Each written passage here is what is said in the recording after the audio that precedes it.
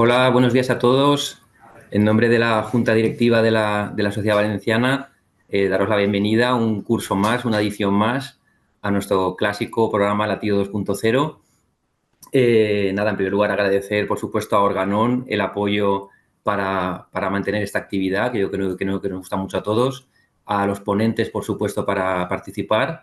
Y comentaros únicamente que este año hay dos novedades. Una, que todas las sesiones van a estar disponibles, en primer lugar, desde la página de Organon, página web de Organon, que estará en el primer año, y luego todas volcadas en la web de la Valenciana. En la web de la Valenciana habrá un link que nos llevará a las sesiones, a la página de Organon, donde además este año van a estar acreditadas. Es decir, que si seguimos todas las sesiones, al final del año habrá un cuestionario y se podrán tener créditos de formación continuada por haber asistido a las sesiones. Pues nada, sin más dilación, vamos a empezar con la primera de las sesiones, que la va a dar el doctor Cosín desde el Arnau. ¿Por qué no controlamos adecuadamente la dislipemia en nuestros pacientes? ¿Cómo mejorar el control? Os recuerdo que cualquier comentario, cualquier duda, tenéis el chat para poner las preguntas o comentarios y al final se las lanzamos al doctor Cosín. Muy bien, Juan, cuando quieras. Muchas gracias, Quique. Muchas gracias a la Sociedad Valenciana de Cardiología por la invitación, a Organon por el soporte y especialmente muchas gracias a todos vosotros que estáis al otro lado de la pantalla siguiendo estas sesiones. Bueno, yo os voy a hablar, el título de la charla es ¿por qué no controlamos adecuadamente la dislipemia en nuestros pacientes? Y algunas ideas o cómo podemos mejorar. Este es el conflicto de interés en relación con mi ponencia de hoy. Y bueno, para empezar, esto es, veis un artículo del New England publicado hace un par de semanas, en la que de nuevo el colesterol es uno de los principales factores de riesgo para la dislipemia. Como veis en este estudio, que relacionaba los factores de riesgo modificables con la enfermedad cardiovascular y el riesgo de mortalidad total y cardiovascular, veis que en este caso a nivel global el colesterol es la segunda causa o el segundo factor modificable, el segundo factor de riesgo modificable más importante a nivel global, y no es el primero porque la hipertensión es bastante más prevalente. Y es que hay muchos motivos para decir que el LDL es un factor causal de la aterosclerosis. En esta revisión que publicamos hace un par de años, decíamos o desgajábamos hasta 8 motivos por lo que el LDL es un factor tan importante o es un factor causal de aterosclerosis. Por un lado, si no hay LDL, si no hay colesterol, no hay enfermedad coronaria. Y al contrario, los pacientes con hipercolesterolemia familiar homocigota, que tienen niveles muy altos de colesterol. Bueno, lo que os venía diciendo es, si tenemos tan claro que el LDL es un factor tan importante para la hipercolesterolemia, para la enfermedad aterotrombótica, y si reducimos el colesterol, reducimos el riesgo de eventos, ¿cuántos de vuestros pacientes, pensadlo vosotros, me encantaría saber lo que me contestáis, pero no voy a poder, pero pensar cuántos de vuestros pacientes de muy alto riesgo, pacientes en prevención secundaria, tienen el LDL bien controlado? Menos del 25, entre el 25 y el 50%, sobre el 50%, o la mayoría de vuestros pacientes los tenéis bien controlados. Y os hago esta pregunta porque luego os explicaré por qué os hago esta pregunta. De momento, dejadla ahí en vuestra conciencia, que luego seguiré sobre el tema. Se me ha bloqueado otra vez.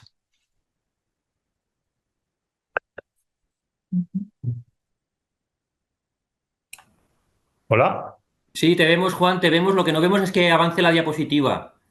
Ya. Ya tenemos audio y tenemos imagen, pero la diapo no se No mueve. avanza, ¿verdad? Ahora Vale. sí. Ahora ha avanzado, vale. Disculpad estos problemas técnicos que, nada, los venceremos, no nos achantaremos. Bueno, pues fijaos, lo que nosotros vimos en el Observatorio de la Dislipemia, que es un estudio que acabamos de publicar, es un estudio que hicimos en todas o prácticamente todas las áreas sanitarias de España, en la que en cada una de estas áreas sanitarias incluíamos a un cardiólogo, a un lipidólogo, que principalmente era internista o endocrino, y a un médico de atención primaria de cada una de las áreas sanitarias de España, en total 450 médicos. Bueno, pues a estos médicos les preguntábamos, y eran todos médicos, comprometidos con el manejo de la dislipemia y médicos que eran conscientes de la importancia de la dislipemia en la enfermedad heterotrombótica, pues les preguntábamos cómo controlaban ellos a sus pacientes y luego les decíamos que por favor nos dijeran cómo tenían a sus últimos 10 pacientes, a los últimos 10 pacientes que habían atendido en la consulta, cómo tenían sus niveles de colesterol. Bueno, pues esto es los datos de los pacientes que habían tenido un evento, casi 2.500 pacientes, y fijaos que bien controlados, en objetivo, solo tenemos a un cuarto de pacientes, La mayor parte de nuestros pacientes están en esa zona gris de entre 55 y 100, más de la mitad. Y lo que todavía me llama a mí más la atención es que pacientes que han tenido un evento, tenemos casi un 20% que están por encima de 100. Pacientes que pueden recibir un inhibidor PCSK9, que el IPT no pone ninguna pega para estos pacientes y que no se les pone, porque al final el PCSK9 solo se está utilizando en menos del 1%. Y estos datos que os he enseñado, que os acabo de enseñar, eran de pacientes que estaban tratados por médicos comprometidos con el manejo de la dislipemia. Pero este otro estudio, que también publicamos a final del año pasado, en el que analizábamos datos tratados en atención primaria de una cohorte, de una base de datos de IQVIA que tiene más de 1 millón de pacientes tratados, ya digo, en atención primaria en general. Estos son datos de vida real, ¿no? Pues cuando analizamos esos datos de la calle, del día a día, ya digo, pacientes en atención primaria, fijaos en el centro, que son los pacientes que llevan tratamiento hipolipemiante, que hay muchos que han tenido evento y no llevan, pero bueno, de los que llevan tratamiento hipolipemiante, solo un 11% están en objetivo. La mayoría están en la zona gris, entre 55 y 100, y un 34%, más de un tercio, por encima de 100. Pacientes que pueden recibir PCSK9 y no lo están recibiendo. Por lo tanto, yo creo que, y me gusta dividir este problema de por qué no estamos llegando al control de la dislipemia de forma adecuada, en 3 motivos, o dividirlo en 3 partes, por el sistema. Tenemos problemas de accesibilidad a veces a los fármacos, el IPT a veces nos puede complicar, pero ya vemos que en muchos casos no hay motivos para poner esa excusa. Otro tema es la continuidad asistencial. Muchas veces cuando tenemos al paciente bajo el paraguas de cardiología lo tenemos bien controlado, pero cuando pasa a primaria o pasan años de que el paciente ha tenido el evento, ya se diluye todo y ya no hay un seguimiento adecuado. Otra parte somos nosotros, los clínicos. Hay mucha autocomplacencia y ahora os diré por qué. También hay inercia terapéutica, os pondré ejemplos. Y luego parte del paciente, las falsas creencias de que las estatinas son malas, de que bajar mucho el colesterol es malo, o la falta de adherencia por parte de los pacientes, que también os pondré algún ejemplo. Fijaos, esto es lo que os decía yo del observatorio, lo que publicamos recientemente. A los médicos les preguntábamos inicialmente en la entrevista que les hacíamos, ¿cuántos de tus pacientes? La pregunta que os he hecho yo, ¿cuántos de tus pacientes están bien controlados? Y en término medio, en general, esos 450 médicos que participaron en el estudio, todos creyentes en la importancia de la dislipemia, pues decían que casi 2/3 partes de mis pacientes están bien controlados. Pero cuando analizamos los 10 últimos pacientes que habían tratado con dislipemia, solo el 31%, solo un tercio, estaba en objetivo terapéutico según el nivel de riesgo. Y cuando analizamos los pacientes de muy alto riesgo, pues decimos que más de la mitad de nuestros pacientes están bien controlados y solo un cuarto están bien controlados. Por lo tanto, si nosotros no somos conscientes de que no estamos haciendo las cosas bien, es difícil que mejoremos. Esto es uno de los primeros puntos que quería decir. Y es que esto conlleva a la siguiente parte o al siguiente punto, que si pensamos que lo estamos haciendo bien, pues al final no optimizamos los tratamientos, tenemos inercia terapéutica. Y esto es lo que vimos también en este estudio. Cuando analizábamos qué hacíamos con esos pacientes que acudían a la consulta y estaban mal controlados, no estaban en objetivo, solo en un tercio de las ocasiones, modificamos el tratamiento. Y ahora estamos haciendo un trabajo solo para ver inercia terapéutica en dislipemia, presentaremos en el Nacional, y los resultados son exactamente los mismos. Solo en un tercio de los casos de pacientes mal controlados que nos acuden a la consulta, solo en un tercio ajustamos el tratamiento. ¿Y qué hacemos cuando ajustamos el tratamiento?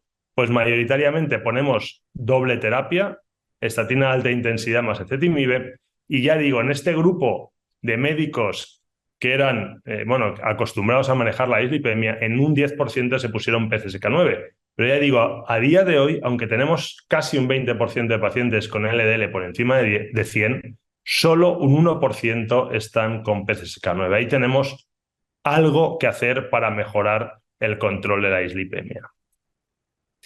Y otro aspecto que decía era la falta de adherencia. Estos son datos de la Comunidad Valenciana ya de hace 10 años, sacados de Orión, de Abucasis, en los que se analizaba cuántos pacientes tras un síndrome coronario agudo en el alta se les ponía estatina y cuántos de estos pacientes llevaban la estatina al cabo de 9 meses. Pues fijaos que ya de inicio hay un 13% de pacientes que no se les pone estatina. Yo creo que esto lo habremos mejorado, pero lo que sí que está claro es que un tercio de esos pacientes dejan la estatina en los primeros 9 meses. Por lo tanto, algo tenemos que hacer ahí.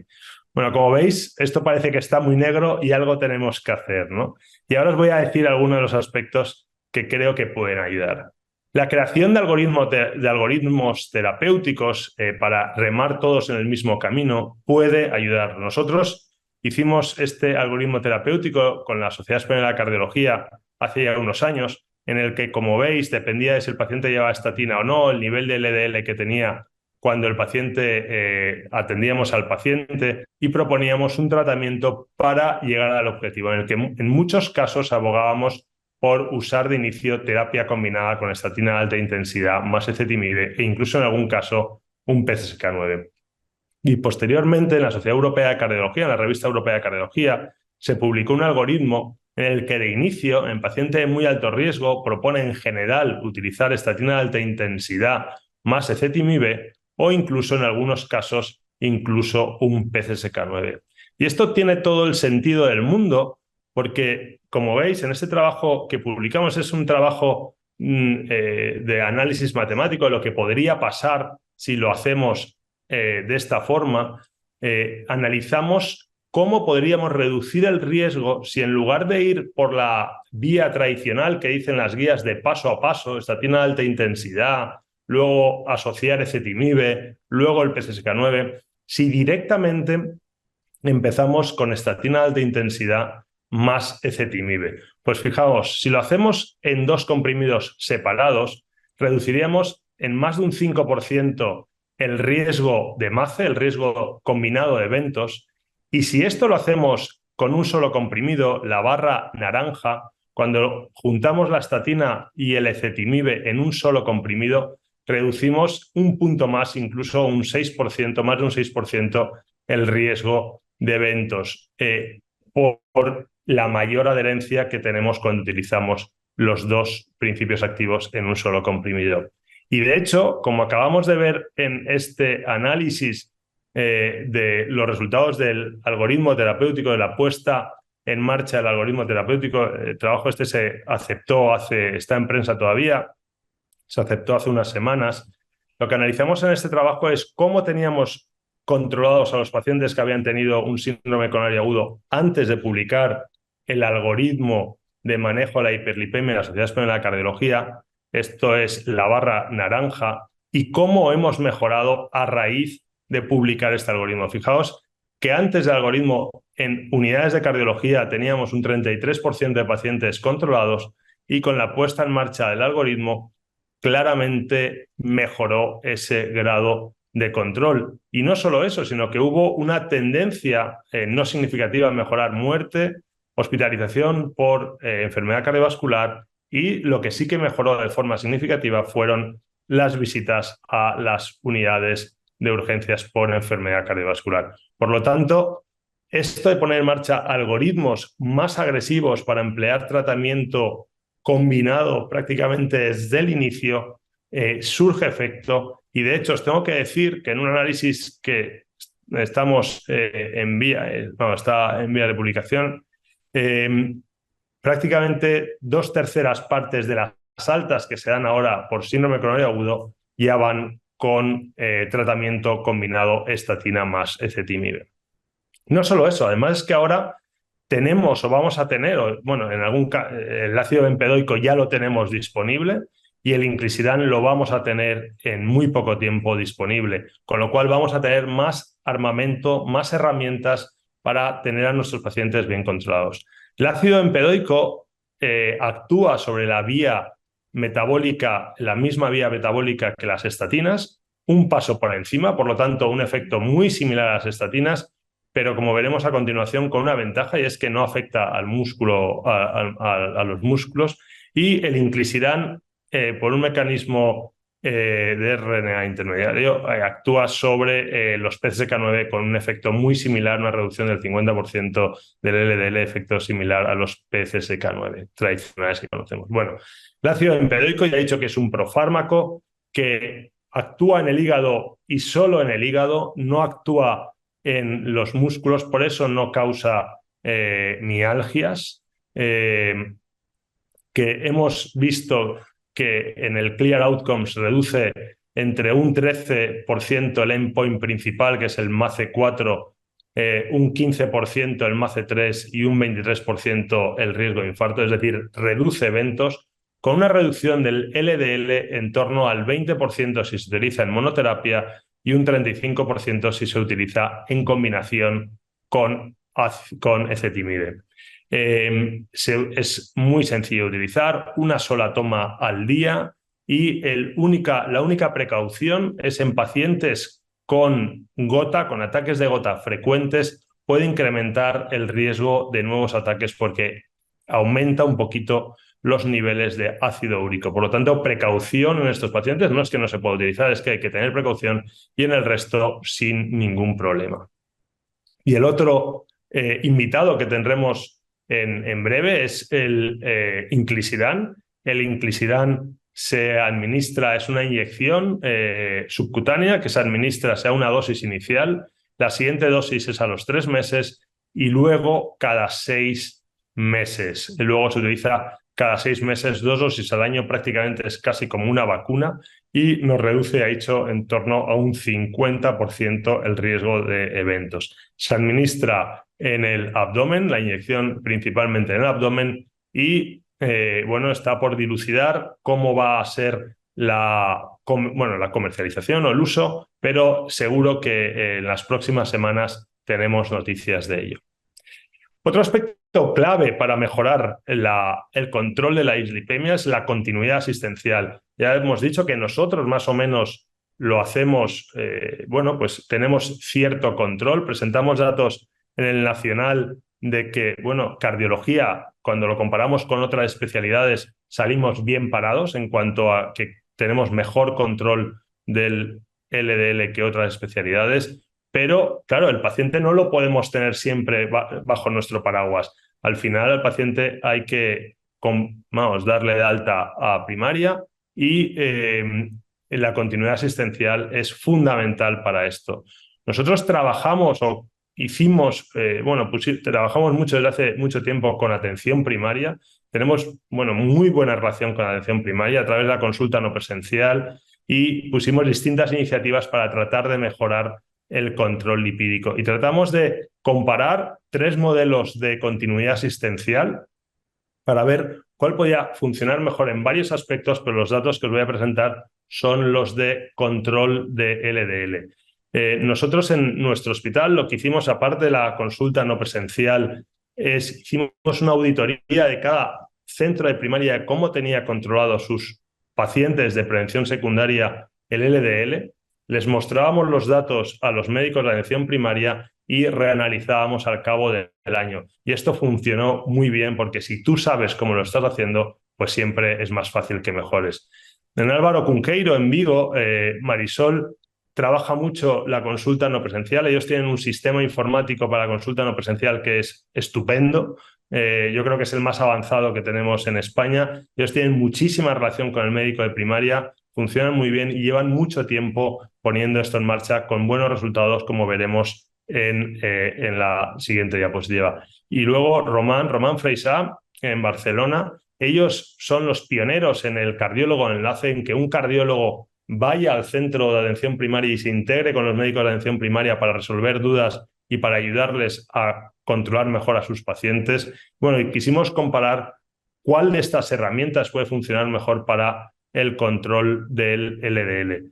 Nuestros datos es que lo principal, ¿no? La barra de la izquierda, que si ponemos en marcha el modelo que sea de mejorar la continuidad asistencial, y esto lo hicimos cuando el objetivo del LDL era de 70, pues siempre mejoramos. Fijaos que con cualquiera de los tres modelos, cuando ponemos en marcha uno de estos tres modelos, un 35% más de pacientes llegan a estar en objetivo, pacientes de los que atienden nuestros compañeros de atención primaria.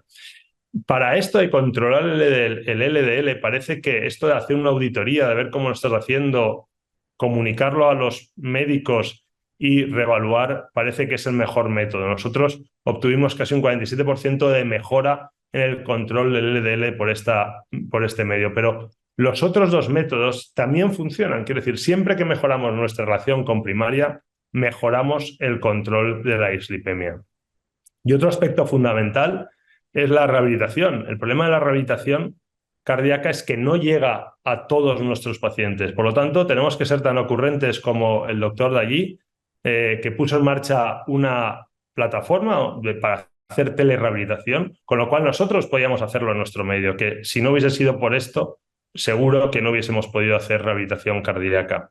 Y con una plataforma online, una app, plataforma web, todo esto podemos controlar mejor a los pacientes. El doctor allí llevamos a cabo un estudio, un ensayo clínico randomizado que comparábamos esta plataforma versus la rehabilitación convencional y vemos que los pacientes consiguen hacer más ejercicio y lo que importa en esta charla, conseguimos controlar mejor la dislipemia. Se han publicado otros artículos en el que se demuestran mejor control de la inflamación con la rehabilitación versus la rehabilitación clásica, mejor control de las LDL pequeñas y densas y que todo esto es coste eficiente. Para no aburrirles más, déjenme que les dé las últimas conclusiones, los mensajes que se tienen que llevar a la consulta. El LDL es un factor causal de aterosclerosis. Sin LDL no hay aterotrombosis. Y la reducción agresiva, cuanto más reduzcamos el LDL, más reduciremos los eventos cardiovasculares. Pero a pesar de todo, seguimos controlando no del todo bien el LDL. ¿Cómo podemos mejorar? Pues bien, yo creo que tenemos que utilizar tratamiento hipolipemiante combinado de alta intensidad desde el principio. Antes hablábamos de las estatinas de alta intensidad. Ahora tenemos que hablar del tratamiento hipolipemiante de alta intensidad. Y desde el principio, desde el alta del síndrome coronario agudo, debemos de ser agresivos para controlar cuanto antes a nuestros pacientes. Debemos de tener protocolos para mejorar la relación con primaria. Debemos mejorar la continuidad asistencial porque el paciente hoy es nuestro, pero mañana será del médico de atención primaria. Y si no tenemos muy buenos nexos con nuestros médicos de atención primaria, tendremos bien controlados a nuestros pacientes mientras está bajo nuestro paraguas, pero luego no seguirá ese buen control. Y por último, la telerehabilitación cardíaca es una excelente herramienta para universalizar la rehabilitación cardíaca. A día de hoy en España, solo el 50% de centros, un poquito más tal vez, tienen rehabilitación cardíaca.